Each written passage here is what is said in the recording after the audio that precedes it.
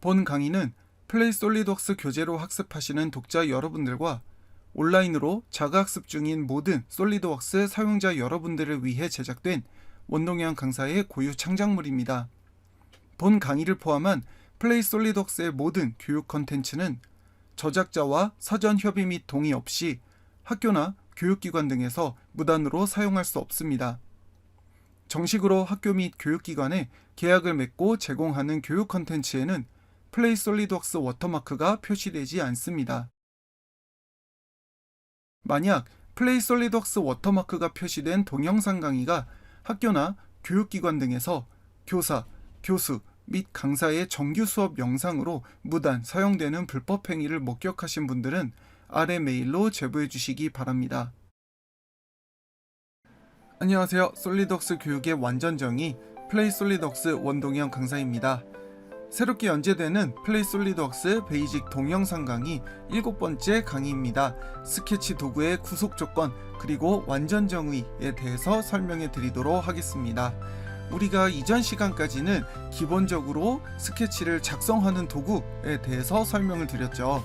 그리고 치수를 입력하는 거, 그리고 잘라내는 작업들을 설명해 드렸습니다. 지금부터는 이 솔리드웍스의 스케치가 가지고 있는 성질, 즉 구속 조건에 대한 얘기를 할 건데요.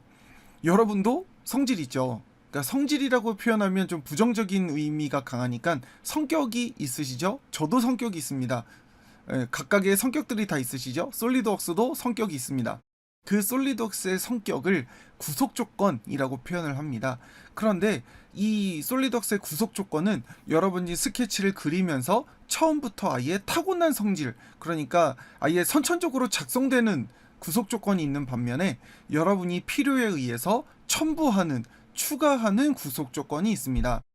그러면 구속 조건 설명을 하기 전에 먼저 새 파트 문서를 실행했고, 그리고 여러분들의 빠른 보기 아이콘에서 여기 눈알 표시가 있죠. 그 눈알 표시를 확장하셔서 스케치 구속 조건이 다시 표시가 되도록, 그러니까 여러분들이 다시 이 도구를 선택하셨을 때 이렇게 똑딱 눌러져 있는 상태가 되면 제대로 놓으신 겁니다.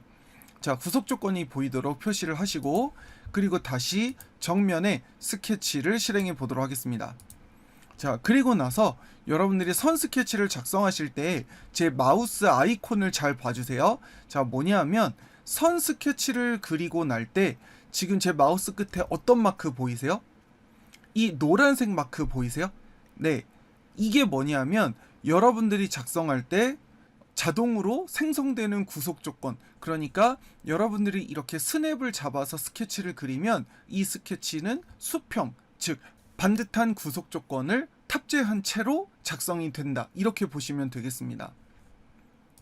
자, 어떤 건지 이해가 되시겠죠? 그러면 세로선을 그릴 때 수직하는 성격이 자동으로 생길 거고요. 그 다음에 제가 대각선 스케치 하나를 그린 다음에 그 다음 스케치를 그릴 때 제가 어떤 특정 스케치를 선택한 다음에 이렇게 노란색 가이드라인이 있어요.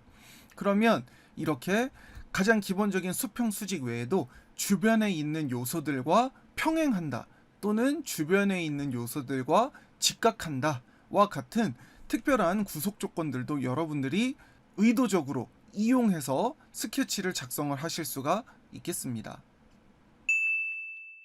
그래서 여러분들이 스케치를 선택하셨을 때, 즉 마우스로 클릭했을 때 왼쪽 옵션 창에 기존 구속 조건이라고 되어 있는 칸이 이렇게 텅텅 비어 있다면 지금 여러분이 작성한 이 스케치는 아무런 구속 조건이 없는 가장 퓨어한 상태로 작성이 됐다라고 보시면 되겠습니다.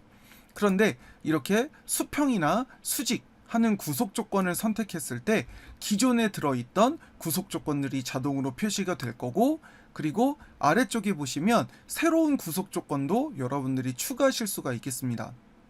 그런데 여기에서 제가 가급적이면 쓰지 마십시오 라고 하는 오프라인 교육에서도 항상 말씀드리는 도구가 있어요.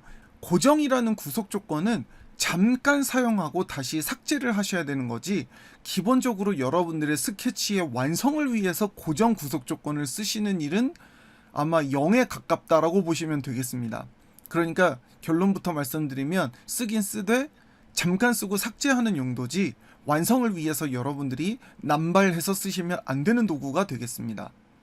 자, 그럼 고정은 그냥 없는 셈 치시고, 그러면 저희는 선 스케치를 선택했을 때 표시되는 이 구속 조건을 오른쪽 마우스로 클릭해서 삭제하거나 추가로 성격을 다시 입력하실 수가 있습니다. 그러면 저 같은 경우는 기존에 있던 성격하고 지금 제가 새로 추가한 성격이 이렇게 극반대되는 성격으로 충돌이 났죠. 그러면 어떤 메시지가 뜨냐면 바로 아래쪽에 이렇게 초과 정의 그리고 항목이 미해결됐다라는 경고창이 뜰 겁니다. 그리고 이렇게 스케치는 노랑 빨강, 여러분들이 당황스러워하는 색상으로 색깔이 바뀌어서 표시가 되겠죠. 이렇게 됐을 때 여러분들이 해결하는 가장 기본적인 방법은 빨간색 구속 조건을 마우스로 클릭하셔서 바로 딜리트 P를 눌러서 이렇게 오류 상태를 해제해 주시면 되겠습니다. 이게 가장 기본적인 해결 방법이 되겠습니다. 그러니까 구속 조건이 충돌이 났을 때 여러분들이 가장 먼저 시도해 볼 수 있는 방법은 빨간색 구속 조건, 충돌을 일으키는 구속 조건을 삭제한다 라고 보시면 되겠습니다. 그럼 여러분들이 가장 많이 하는 질문 중에 하나는 A와 B 스케치 중에 어디 기준으로 이 두 스케치가 똑같아지나요? 라는 질문을 참 많이 하시는데, 이 두 개의 스케치가 아무런 치수가 없다, 둘 다 치수가 없는 무의 상태다 라고 한다면 A가 B를 따라가든 B가 A를 따라가든 이건 랜덤입니다. 정답이 없고요, 공식이 없습니다. 둘 중 임의의 스케치를 따라서 사이즈가 똑같아질 뿐입니다. 그런데 만약 A 요소에 치수가 있다 라고 한다면 치수가 없는 B 요소가 A 요소를 쫓아서 똑같아지게 되는 거고요. 반대로 B 요소에 치수가 있다, A 요소가 B를 쫓아가서 치수가 동일화된다, 이렇게 보시면 되겠습니다. 둘 다 치수가 각각 있다, 그런데 여러분들이 동등이라는 구속 조건을 입력했다, 그러면 A와 B의 치수 그리고 동등, 이 세 가지 요소가 모두 충돌을 일으키게 되겠죠. 자, 그러면 동등 버튼을 눌러서 현재는 오류가 없는 상태로 만들어 놨습니다. 그리고 나서 고정 구속 조건이 이렇게 굵은 글씨로 제한을 해준다는 뜻은 지금부터 입력하는 구속 조건을 선택하면 오류가 발생한다라는 뜻이 되겠습니다. 그러니까 수평 구속 조건을 입력하면 여기는 수평은 맞지만 여기는 수평이 아니게 되기 때문에 충돌을 일으키는 거죠. 심지어 기존에 있던 구속 조건하고도 트러블을 일으키게 될 겁니다. 그러면 수직, 동일선상, 동일선상은 두 선을 한 줄로 완전히 포개겠다라는 뜻이 되는 거죠. 자, 그럼 동일선상, 그 다음에 평행, 서로 수평 수직인데 절대 평행할 수 없지만 평행. 그래서 고정을 뺀 모든 구속 조건을 전부 입력을 했을 때 이렇게 아래쪽에는 해결책이 없습니다 라는 메시지가 뜨게 되는 거고, 여러분의 스케치는 이렇게 노랑 빨강 그리고 오류가 발생하는 구속 조건이 함께 표시가 되는 거죠. 구속 조건은 여러분들이 외우지 않아도 컨트롤 키를 눌러서 다양한 요소들을 선택했을 때 자동으로 표시되기 때문에 이 아이콘에서 주는 의미를 찾아서 사용하셔도 되겠습니다. 그리고 동그라미를 입력하시면 또 다른 구속 조건들이 표시가 되겠죠. 원과 선을 선택했을 때는 이런 식으로 탄젠트라던가 같은 곡선 길이, 그러니까 이 원의 테두리의 길이와 이 선의 길이를 같은 길이로 놓겠다 라는 구속 조건을 가지고 같은 길이로 만들어 주실 수도 있겠죠.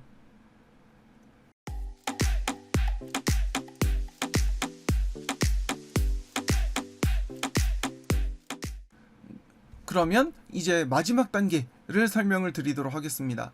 솔리드웍스 스케치의 마침표가 되겠습니다. 여러분들이 스케치를 완성한다 라고 하는 가장 근본적인 개념, 스케치의 완전 정의를 설명해 드리도록 하겠습니다. 여러분들의 스케치는 단순히 스케치를 작성하고 치수를 입력하는 것만으로는 완전 정의를 만드실 수가 없습니다. 제가 사각형의 샘플 스케치를 하나를 그렸습니다. 그러면 현재 이 스케치는 완전정의 상태일까요? 아니요, 완전정의 상태가 아닙니다. 구속 조건이 있고 치수가 있는데요. 네, 맞습니다. 구속 조건과 치수만 가지고는 여러분의 스케치를 완성을 하실 수가 없습니다. 왜냐하면 스케치는 허공에 둥둥 떠다니고 있기 때문이죠. 그러면 지금 현재가 왜 미완성이냐? 바로 아래쪽에 불완전정의라는 메시지가 지금 여러분 눈에 보이시죠? 네, 이 메시지로 확인을 하시는 겁니다. 아, 내가 작성한 스케치가 완성인가? 그렇다면 완전정의라고 표시가 될 것이고, 내가 치수를 누락했거나 구속 조건을 누락했거나 뭔가 하나 빠진 부분이 있다 라고 한다면 지금처럼 불완전정의로 표시가 되는 거죠. 그러면 치수와 구속 조건만으로 완전정의가 되지 않는다면 어떠한 조건이 필요하냐? 여러분들이 지금 보고 계시는 바로 원점에 연결이 되는가? 이게 완전정의를 결정하는 가장 큰 요인이 되겠습니다. 그러니까 표로 정리해드리면 가장 기본적으로 크기 정보, 즉 치수와 구속 조건을 모두 통틀어서 크기 정보라고 부릅니다. 이 크기 정보가 반드시 있어야 되고요. 그 다음에 두 번째로 필요한 부분이 위치 정보, 즉 원점하고 연결이 되어 있는가. 이 두 가지 조건이 필수 조건입니다. 둘 중 하나만 완성된다고 완전정의가 되지 않습니다. 그러니까 지금처럼 여러분의 스케치가 원점에 일치를 했다. 이렇게 되면 여러분의 스케치는 이렇게 완전정의 상태가 되고, 가장 확실하게 체크할 수 있는 것은 여러분의 스케치가 검은색으로 바뀌게 된다라는 것입니다. 그래서 여러분들의 스케치의 목적지는 검은색으로 이해를 하시면 되겠습니다.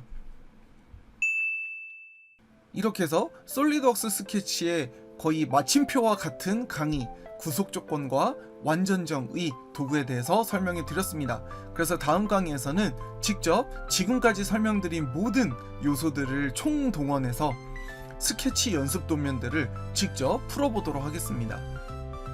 즐거운 솔리드웍스 학습 되시고 다음 강의에서 또 인사드리도록 하겠습니다. 솔리드웍스 교육의 완전정의 플레이 솔리드웍스 원동현 강사였습니다. 감사합니다.